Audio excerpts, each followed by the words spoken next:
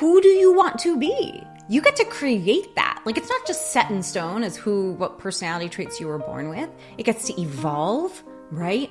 I want to be dynamic. I want to be an excellent communicator. I want to be magnetic and let my light, my natural energy shine and be attractive to other people. You probably want that too, because who doesn't? That's why we gotta. I know that you're in my head, and I know all the... Hey everyone, welcome back. Episode 9 of the Dream Life Club podcast. So happy you're here. Today, we're going to dive into the very important topic of the unique challenges that we as women business owners and women founders and entrepreneurs face, because it's not a level playing field. We'll talk about that, and then we'll talk about some of the ways that I've found and that research finds to overcome these struggles, to overcome the inequality, and to overcome the challenges, the unique challenges of being a woman in business, so that we can break the mold, so that we can build businesses that scale, that cross the $1 million mark, because as it stands, only 2% of women-owned businesses ever cross 7 figures in revenue per year. That needs to change, and that's what we're so passionate about doing here at the Dream Life Club. So if you don't know me, my name is Sumi Krishnan. My main claim to fame is building a multiple 8-figure company in Washington, D.C. with over 200 full-time employees. I ended up selling that company, and now I'm pursuing a new project, my dream as a pop music singer-songwriter here in LA, while that's also growing another small business, by the way. But I'm also taking everything that I've learned, all my experience in business, I've been an entrepreneur since I was 19, and empowering other women to achieve similar successes. One of the things I remember when I would tell my story, when I would share my story, when I would say that had this success in business, or share the size of my company, or share how many employees we had, or whatever it was, when I'm casually talking, my experience over and over and over again has always been that people look at me with surprise and shock and kind of curiosity and disbelief, and no one could really fathom that a 32-year-old woman at the time was actually the founder, owner, president of a $20 million company. Like, it was a story that people are not used to hearing. But let me tell you, if I was a man, people would not have had the same raised eyebrows. It would have been much more easily accepted. So I want to go through the different categories where I have found personally, I've struggled most with, and that I've found that other women struggle most with. In general, the sexism that we face in business, the access, or rather lack thereof, that prevents us from many of the same opportunities that male business owners or men get, resources, access to capital, all of those kinds of things, an unequal burden at home, right? And then something that no one talks about, which is actually a much more soft thing, like the identity of being a business owner and a successful business owner as a woman. What does that mean? How do other people perceive you? What are some of the reasons that we may self-sabotage because we don't want to own that identity, because it potentially hinders us from other goals in our life? Let's get into it. It's going to be a really juicy episode.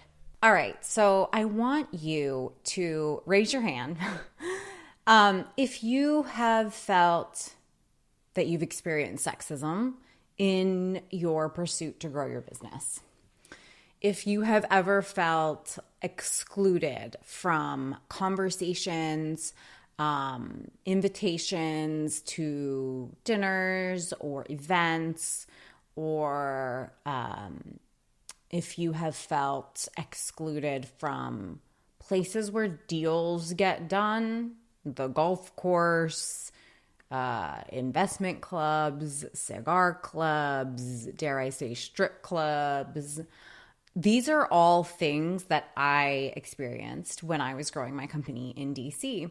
I was in a male-dominated industry. Most everybody was like I will be honest, like 20 years older than me and mostly white men with military backgrounds. That was just the industry I was in. It was defense and government contracting. So I had to work extra hard to figure out how to deal with the reality of the sexism that I was facing, but not let myself just get overtaken or get mired in it and therefore get disillusioned and upset and resentful and angry at everyone around me or even my position, right? And then if I had let myself just focus on everything that was happening to me, it would have really played into itself and I wouldn't have been able to have the success in business that I eventually had. So I'll give you a little bit of my tools and strategies for dealing with that. But first I want to acknowledge that it's more than just being left out, right? It's more than just like not being invited to the golf course. It's more than that. It's about structural inequalities, right? It's about the unconscious bias that is toward women, right? In terms of our intelligence and our capability and how much we literally have to work twice as hard and be twice as productive and twice as brilliant in order to get the same credit, right? It's where all these tropes about mansplaining comes from, about mediocre white men, which I am not saying that white men are mediocre. What I'm saying is that the amount that a woman has to succeed in order to be considered equal to a man is disproportionately greater, right? And so just the standards for measuring women are very different because we constantly have to work against preconceived notions that are coming at us, right? The burden at home is greater, right? If we have kids, and even if we don't have kids, women are the ones expected to, and still do, statistically speaking, take on more than 70% of the burden at home, even if both man and woman are full-time working or, building their business or whatever it is, the woman is still expected and takes on 70% or more of the burden at home. I would talk about access to money, access to capital, access to networks. Like, this is huge in the venture capital world. Only, guys, get this, 3% of funding goes to female-founded businesses. That means 97% of the money being invested in entrepreneurship goes to men. So we have to acknowledge that the playing field is not equal, okay? But what do we do with that? What do we do with that knowledge, right? Because we have to acknowledge facts, acknowledge reality, and then decide how we're going to operate within that, right? While we're fighting back, while we're trying to do our part, do what we can to change the statistics, which is what we're all about here, we also have to figure out how to operate within the current reality, within the existing circumstances, so that we can get the results that we want to get. Because there are ways to work around them. Of course, I'm not saying it's fair. I'm not saying it's good. I'm not saying it's right or equal, but we have to figure out, what do we need to do in order to achieve our goals? And how are there ways that sometimes you can use a disadvantage to your advantage? Sometimes you can get really creative and think about, ways to actually flip it on its head and make it work for you, okay? In the smallest of ways, because we've got to take every opportunity that we can. Given that the playing field is so unequal, we've got to take every opportunity that we can and try to see how we can use it to our advantage, okay? I mean, I still, to this day, I feel like, one of the things I didn't cover yet was this thing about even owning your identity as a woman and a business owner. It still surprises people. Like, just the other day, I remember so on my Instagram, I just started a new Instagram. It's Sumi Krishna, by the way. Everybody should follow me there. If you're listening to this, it would mean the world to me because we got to get this off the ground. But I had my old Instagram account, which was, what I was doing all along, just my personal account, my political thoughts, my stuff about fitness, and a little bit about business because I've always been an entrepreneur. But somebody who was following me on that account goes to my gym, and they, I guess, started seeing some business content because I've recently started up this Dream Life Club, right? And so we started posting there before I started my new account. And he says to me, oh, Sumi, I see that I walk in, and he's this, really shredded, tall Italian guy. Oh, I don't want to give him away, but very good looking, kind of like is very like masculine and always has his shirt off. And he's like, sees me and he's like, oh, Sumi, oh, I had my AirPods in. Oh, sorry, I don't want to disturb you. Are you on a business call with Dubai? Not that you're a high-flying businesswoman and all. And I just was like thinking to myself, what? And something it actually triggered this old reaction in me, where I started to feel kind of like embarrassed or ashamed, or like it wasn't very feminine of me, or not very attractive, not very sexy to be a quote unquote high flying businesswoman. And he was like labeling me like I must be on the phone with Dubai. It's like, what does that even mean? Like, you don't have to be doing business in Dubai just to be in business, right? It was very like, but these old stereotypes about like, I don't know, like men flying across the world to like do business overseas, and like somehow he was like almost making fun of me, like I was acting as if I was that. It's like, no. Like, you can be very successful in business as a woman entrepreneur, making a positive impact in the world, creating value, expressing yourself, and have nothing to do with these old stereotypes, these old images of what it means to be a business person, like a businessman, right? That's not us. And so we need to kind of like also recreate what it looks like, recreate our identities, recreate the role models that we see for ourselves as successful women business owners, successful women entrepreneurs, and make it something that's feminine and exciting and beautiful and powerful and dynamic and all of the things that we are. We need to kind of like recreate these models for the world. Right? Because why? Why is it important to have role models that we can see ourselves in? Why is it important to actually think about embodying the identity that excites us when we're going after these business goals?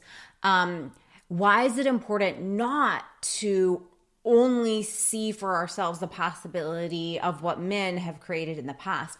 Because what I have found and what research shows is that we start to act in ways that will allow us to get what we want. And of course we want our business goals, right? But we also want to be women. And what do I mean by that? We also want to be able to feel attractive, right? Feel attractive to people that we want to find us attractive. We also want to not be intimidating to men, especially if we are single and especially if we are still looking to find a partner. There are additional pressures on us to feel beautiful, to look attractive, to not be intimidating, to not be overbearing, right? We hear so much now online and on the internet about like masculine energy and feminine energy, and which one are you embodying, and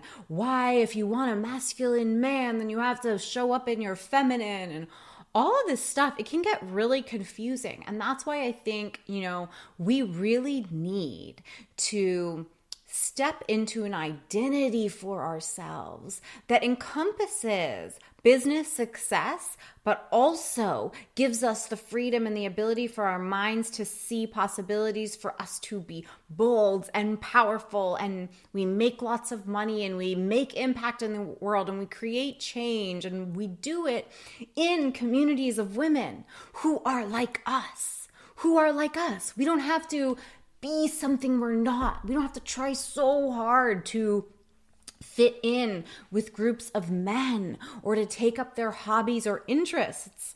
When I was growing my company in DC, I felt so much pressure to start golfing, to start going and smoking cigars, right? To just start, I don't know, like even the way I showed up, the way I dressed, to mute my personality because it seemed too bubbly. And if you can't, of course, be an attractive, bubbly woman and be smart and capable, right? It's freaking ridiculous, but these are the stereotypes that we're fighting against, right? And so I think a lot of us in business either end up morphing into something we're not just to try to fit in with the existing business structures, right? Or we decide, you know what, I don't want to be too subconsciously. At a subconscious level, we self-sabotage because we decide we don't want to be too successful. We don't want to intimidate men. We don't want to be bold. We don't want to speak up. We want people to think we're good and nice and kind and not bossy, right? Back to that old trope. So there's so many things that we're fighting against. And I think one of the easiest ways to combat that is just to create new rooms. That's what we're doing here at the Dream Life Club, right? We're launching the Dream Life Club Mastermind. If you want to know more, DM me at Itsumi Krishnan, ITSSUMIKRISHNAN on Instagram. We're launching the Dream Life Club Mastermind. That's our advanced elite level mastermind for women who are ready to cross the 7 figures mark. And soon we'll be launching the Dream Life Club, which is for entrepreneurs who are starting up, trying to get to their first 10K months, that kind of level. And we are creating communities and rooms for women by women, right? Because I see the power in that. And that's part of the reason I have such passion for this podcast.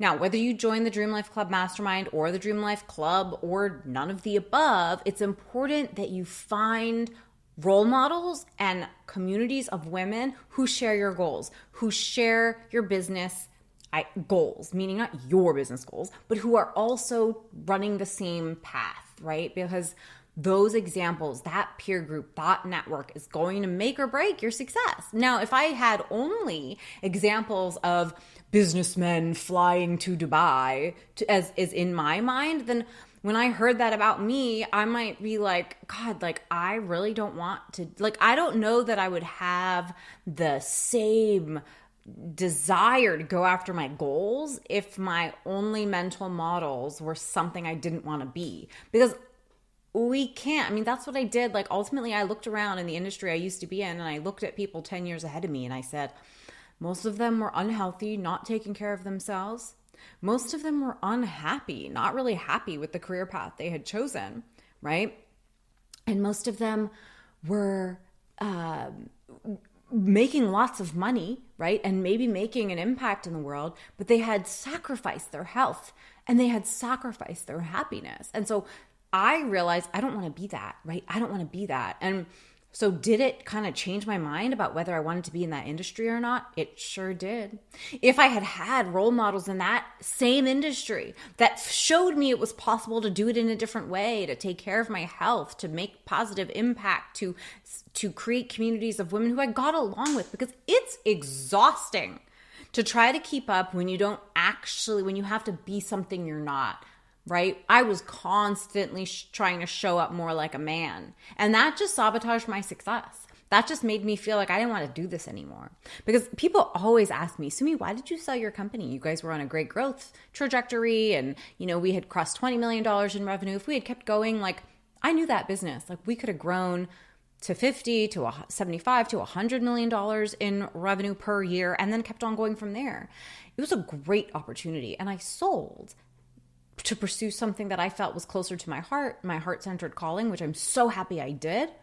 But I also know that perhaps if I had had different role models in that business, I don't think I necessarily would have thought I needed to sell. Maybe I could have done both, done that business and pursued music, right? As a side passion, right? As a passion project, right? Not everything needs to be our full-time thing. And the reason why I sold, the reason why I didn't keep going was because I didn't like the examples I saw. And so thinking about what examples you have for yourself right now in business and what example you're creating for the next generation, I think is one of the most powerful things you can do. All right, let's take a step back. So I talked a little bit about the identity, like who do you want to be in business? How do you want to dress? How do you want to feel in your clothes, right? How do you want to take care of yourself? How do you want to communicate? How do you want to use your words? How do you want to use your hands? How do you want to walk, right?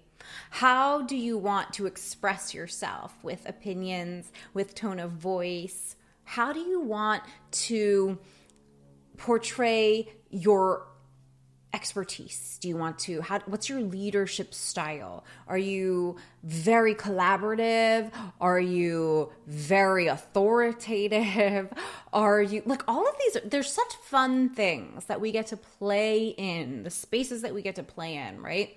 What do we want to learn more about? What do we want to become experts on that we're not an expert on right now? There's so many ways that we can learn and grow and express ourselves in our business and show up for ourselves in a way that feels so exciting, so dynamic, allows ourselves, when we allow ourselves to show up as fully ourselves, authentic. Who do you want to be? You get to create that. Like, it's not just set in stone as what personality traits you were born with. You get to create it. You get to have fun with it. It gets to evolve, right? I want to be dynamic. I want to be powerful. I want to be an excellent communicator. I want to be able to be magnetic and let my light, my natural energy shine and be attractive to other people. You probably want that too, because who doesn't, right? We all want these things. And that's why we gotta see role models for ourselves that inspire us, right? That inspire us. They get us to think differently so we can keep creating the things that we want in the world and keep showing up in a way that excites us, okay? So there's that piece of the identity. Like, what does it mean to be a woman business owner? For some reason, that word is a little bit like bogged down in old time mental models just because business owner has a certain stigma attached to it, certain stuff that we've grown up with and heard that's attached to it. Founder, to me, feels a little bit more sexy. Female founder sounds fun, right? Woman entrepreneur, that sounds pretty good too to me, but I also feel like that has also gotten co-opted by a bit of like the digital marketing bros a little bit who have been like targeting us online for the past 15 years. So female founder seems like the new word that I'm really jiving with, but like even as something as small as that, like figuring out what new word that really suits the identity that you feel for whatever influences and whatever things these words remind you of, you got to pick words that excite you. That's what the power of language is so powerful, right? Because it doesn't matter right or wrong. It doesn't matter that, well, technically there's no difference between a woman business owner, right? Why does it matter if you call yourself a business owner or a founder or an entrepreneur or whatever? Actually, they do have slightly different connotations. But point is, it's not right or wrong. It's what association do you have with that word? And which words are you going to use that make you feel the best about what you do, that won't put your mind in the category of like self-sabotage because you don't want to be a black suited, unhealthy man flying to Dubai, right? Like I'm trying to like paint a picture here. So that's on the identity side of things, right? Then there's the reality side of things, which is not psychological. This is actually like the reality that women don't get access to capital, right? 3% of VC funding. Women don't have the same opportunities because we didn't go to MBA school with all the guys who are now just giving each other all the opportunities that they've come across. I mean, I know so many of my friends, guys, I'm like, oh, how did you get this contract? How did you get that contract? How did you close that deal? And it's always, oh, my buddy from so and so, such and such place. My buddy from when I was in school, my buddy from growing up. They just constantly give each other's opportunities. It's not like it's some brilliant marketing scheme or that their execution or operation or product is that great. It's just that they're part of networks that are more likely business owners and they just help each other out. Or if not business owners, in leadership in big companies, and they just help each other out. So we don't have those networks at the same percentages as men have. So that's what we need to kind of figure out. Okay, what do we do? What do we do now? Okay. And there's a couple things that helped me a lot along the way that I really tried to lean into and take advantage of. So let me give you 3 specific examples. So I was in an industry where older white men, mostly with the military perspective. So I thought to myself, how can I use this to my advantage? And the first thing that came to mind for me was, well, hey, Sumi, guess what? You will stand out. Like every room I went in, I was basically one of maybe 3-4 other women in a room of 100 men, right?